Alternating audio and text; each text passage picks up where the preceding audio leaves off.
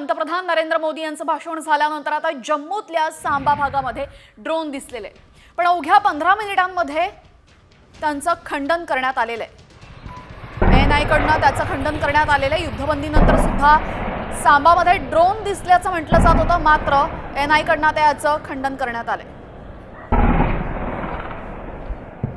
या संदर्भात अधिक माहिती देतील आमचे प्रतिनिधी प्रमोद जगताप। प्रमोद, आपण नुकतंच पाहिलं पंतप्रधान नरेंद्र मोदी यांनी थेट इशारा पाकिस्तानला दिलेला आहे, त्यानंतर ड्रोन दिसल्याचं समोर आलं, मात्र नक्की सत्य काय आहे?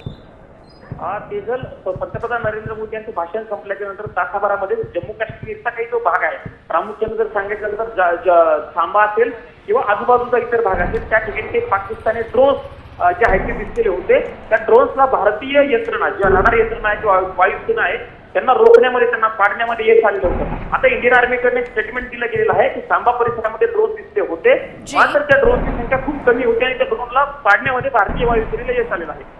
आर्मीकडनं जरी असं स्टेटमेंट दिलं गेलं असलं तरी पाकिस्तानची खुमखुमी जाताना दिसत नाही आपल्याला। खरं तर पाकिस्तानला यापूर्वी देखील भारतानं अद्दल घडवलेले आहे, धडा शिकवलेला आहे, त्यांच्या विनवणीवरनं खरं तर युद्धविराम केलेला आहे। पण असं असताना देखील नक्कीच या संपूर्ण घडामोडींवर प्रमोद आपलं असंच लक्ष असू द्या। तुर्तास धन्यवाद आपण दिलेल्या सविस्तर माहितीबद्दल।